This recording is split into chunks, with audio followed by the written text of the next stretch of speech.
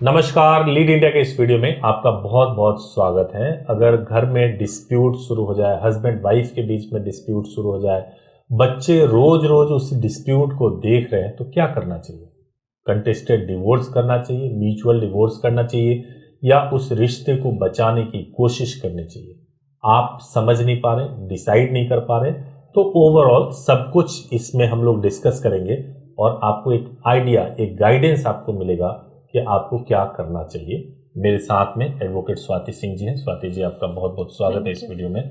तो एक जो बहुत बड़ा इशू है स्वाति जी, कि अगर मान लीजिए कि घर में डिस्प्यूट शुरू हो गया, बच्चे हैं घर के अंदर और रोज देख रहे हैं कि मम्मी पापा में लड़ाई हो रही है, बच्चों के ऊपर क्या असर पड़ता है? बच्चों के ऊपर बहुत ही बुरा असर पड़ता है। माँ बाप के खराब रिलेशन का, माँ बाप के झगड़े का अगर किसी के ऊपर असर होता है, वो उनके बच्चे ही होते हैं। क्योंकि बच्चों का ही मेन सीधा सीधा जो कांटेक्ट होता है वो अपने माँ बाप से होता है। उनको और दुनियादारी से कोई मतलब नहीं है। माँ बाप ही उनको सब कुछ बता रहे हैं, चाहे वो अच्छा बताएं चाहे वो खराब बताएं। तो ये जितना झगड़ा, जितनी सारी चीजें होती हैं, उसमें सिर्फ बट वो रियलिटी है, लड़ाई तो हो ही रही है। अब दोनों के बीच में मतभेद है, तो करें क्या? तो क्या करना चाहिए? पहले स्टेप में क्या ऐसा होता है क्या कि भाई कैसे भी हो, अब शादी हो गई है तो निभाना है, मरे या जिए, लड़े या मरे या मारे, कोई भी सिनेरियो हो जाए, रहना इसी में है। आपको लगता है ये थॉट सही है, चाहे हस्बैंड हो या वाइफ हो? बहुत डिस्ट्रक्टिव थॉट है ये, बिल्कुल भी सही नहीं है। चाहे आपकी शादी कितने ही समय की क्यों ना हुई हो, उसमें बच्चे हैं कि नहीं हैं, अगर उसको एक जंग थोड़ी ना बनाना है। ये एक लाइफ है, वो लाइफ बहुत मुश्किल से मिलती है। अगर लगता है कि भाई आप साथ में रह के चीज़ों को सुधार सकते हैं, वो भी तुरंत नहीं लगेगा आपको। चीज़ें डे टू डे हो रही हैं, सब कुछ है, तो आपको उसको कंटिन्यू करना चाहिए। तब आपको उतना एफर्ट भी करना चाहिए। लेकिन अगर एकदम जान को आफत आई हुई है कि भाई कभी कोई बीमार पड़ रहा है, कभी कोई मरने को जा रहा है, कभी कोई सुसाइड करने की धमकियां दे रहा है, तो ऐसे रिलेशन में रहने का कोई फायदा नहीं है। तब तो बिल्कुल आपको एक थॉट क्लियर करना चाहिए कि आपको रहना है रिलेशन में या नहीं रहना है। मैंने देखा है कि ऐसे रिलेशनशिप में आप डिसाइड करने की बात ऐसी है कि जैसे मान लीजिए कि मैं ये देखता हूँ कि एक मेरा सजेशन है इसमें कि हस्बैंड और वाइफ को खुद से सवाल पूछना चाहिए कि मेरे पास क्या कारण है इस रिश्ते से निकलने के लिए, मेरे पास सॉलिड क्या कारण है? क्या मेरे साथ कोई हिंसा हो रही है, मारपिटाई हो रही है? क्या मेरा पार्टनर एडल्टरी में इन्वॉल्व है? क्या मेरे पार्टनर को ऐसी बीमारी हो गई है जो मुझे भी ट्रांसफर हो सकती है, मेरे बच्चों को भी ट्रांसफर हो सकती है?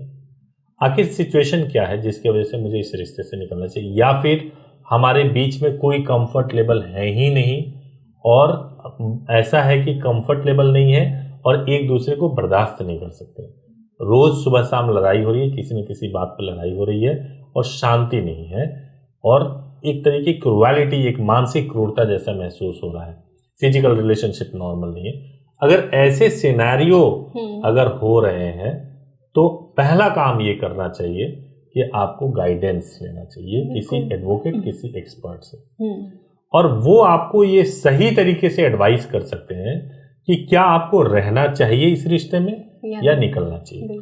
कई बार क्लाइंट ऐसे भी सोचते हैं कि भाई हो सकता है कि मैं जाऊं, एडवोकेट का तो काम ही है केस करना, और वो आपको गलत ही गाइड करेंगे। ऐसा नहीं है, ऐसा बिल्कुल भी नहीं है।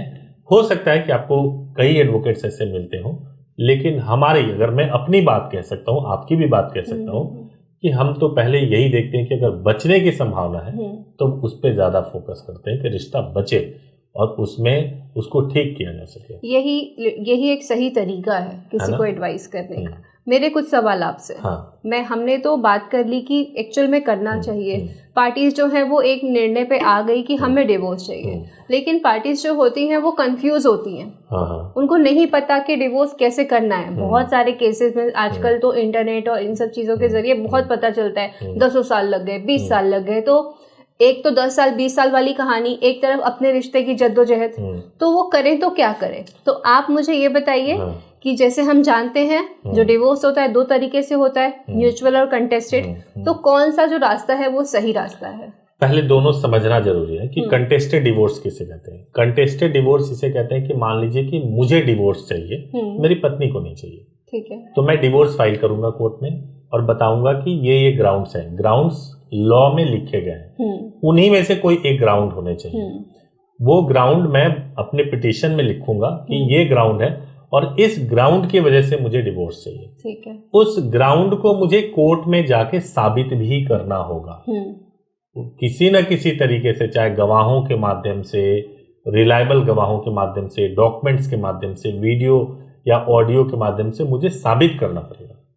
जब वो साबित होगा तो मुझे डिवोर्स मिलेगा। ऑन मेरिट्स मतलब ऑन मेरिट्स जाएगा। इसको कंटेस्टेड डिवोर्स कहते हैं और इसको होने में, साबित करने का स्टेज आने में 4-5 साल लग जाता है, उससे भी ज्यादा। और वाइफ साइड से जो है आपके खिलाफ मेंटेनेंस का, डोमेस्टिक वायलेंस का और 498 में अलग अलग केसेस लग जाते हैं, ट्रांसफर पिटिशंस लग जाते हैं, चाइल्ड कस्टडी के केसेस लग जाते हैं, 1-2 FIR हो जाते हैं। तो पूरी तरह से फाइट चल रही होती है। इसको हम बोलते हैं ईगो फाइट। और जब ये लड़ाई चल रही होती है तो जब दोनों थकते हैं लड़के कि अब वकीलों को पैसा बहुत दे दिया, समय बहुत बर्बाद हो गया, किसी का कुछ बिगाड़ नहीं पाए, तो अब म्यूचुअल करते हैं। हालांकि समझाने के लिए मेडिएटर भी होते हैं और कोर्ट भी कहती है कि जाओ बैठ के बात करो, बैठ के बात करते हैं, फिर म्यूचुअल डिवोर्स पे आते हैं। म्यूचुअल का एग्जैक्ट मतलब क्या होता है? म्यूचुअल मतलब होता है सहमति। म्यूचुअल कंसेंट डिवोर्स बोलते हैं, यानी आपसी सहमति से म्यूचुअली हस्बैंड और वाइफ ने डिसाइड कर लिया कि चलो अब डिवोर्स करते हैं। खास बात यह है, जब हम म्यूचुअल डिवोर्स की बात करते हैं तो इसमें एक एग्रीमेंट बनता है, वो बहुत इंपॉर्टेंट होता है। कई लोग कंफ्यूज होते हैं इसको लेकर के।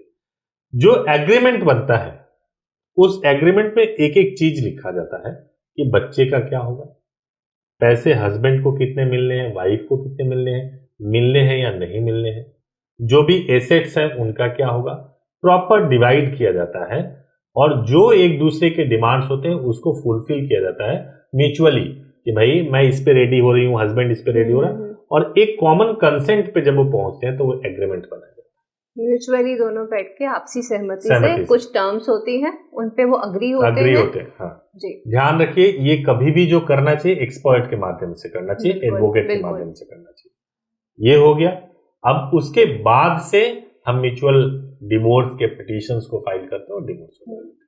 ये जो आपने भी बोला कि एक्सपर्ट के माध्यम से करना चाहिए, वो इसलिए भी करना चाहिए क्योंकि जो टर्म्स होती हैं उसके अंदर बहुत सारी बारीकियां होती हैं जो एक एडवोकेट ही समझ सकते हैं कि उनके क्लाइंट के हित में क्या है। बिल्कुल। मैं आपको एक एग्जांपल देता हूँ। मेरे से एक क्लाइंट से बात हो रही थी, उन लोगों के बीच में एग्रीमेंट हुआ था कि 8 लाख रुपए आपको देने होंगे तब मैं डिवोर्स कर दूं। अब उन्होंने ये ध्यान नहीं दिया कि भाई पैसे देने कब है। उनको लगा कि चलो अब तो बात हो गई, एग्रीमेंट साइन हो गया, 8 लाख इनको दे दो, ये तो डिवोर्स करा ही लेंगे। लेकिन उन्होंने पैसे ले लिए और फर्स्ट मोशन करा के सेकंड मोशन पे नहीं आए, सारे पैसे एक ही साथ चले गए। तो डिवोर्स में जब कभी भी म्यूचुअल डिवोर्स का होता है, कोई भी कंडीशंस होता है तो उसमें ये दिखाया जाता है कि पहले मोशन पे हम इतने देंगे और सेकंड मोशन पे हम इतना करेंगे। डिवोर्स फाइनल हो जाएगा, अगर क्वैशिंग करानी है तो क्वैशिंग के लिए हम इतना देंगे। तो मतलब इसका यही है कि लीगल एडवाइस के लीगल एडवाइस लें, एक्सपर्ट के माध्यम से करें, ऐसे। हाँ, एडवोकेट की सलाह से करें, एडवोकेट की सलाह से और उनके गाइडेंस में करें, पूरा किया जाए। हाँ। एक और खास बात मैं बता दूं कि अगर दिल्ली से अगर किसी को म्यूचुअल डिवोर्स करना होता है और आपकी शादी को 18 महीने हो गए हैं तो महीने 1.5 महीने में भी डिवोर्स हो जाता है, म्यूचुअल डिवोर्स। लेकिन अगर पूरे इंडिया की लमसम अगर टाइम की बात करूं तो पूरे इंडिया में लगभग ऐसा होता है कि 6 महीने 8 महीने के अंदर म्यूचुअल कंसेंट से आप डिवोर्स करा सकते हैं। बट पहली कोशिश होनी चाहिए कि रिश्ता बच जाए, और दूसरी कोशिश होनी चाहिए, इस तरह के मैटर में जो सबसे बड़ी डिफिकल्टी है वो डिसीजन लेना डिफिकल्टी है कि मुझे सेपरेट होना है या साथ में रहना है। डिसीजन ले लोगे सब आसान हो जाएगा, डिसीजन लेना ही डिफिकल्ट है। तो उम्मीद है कि हमने मेरे ख्याल से जो है एक सही तरीके से कोशिश किया कि एक बेसिक बातें तो समझ में आई जाए। तो थैंक यू सो मच, आप इस वीडियो में आई। थैंक यू सो मच, आपने वीडियो को देखा, वॉच किया। अगर वीडियो अच्छा लगा हो तो जरूर चैनल को सब्सक्राइब कीजिए, बेल आइकन प्रेस कीजिए। Thank you so much for watching.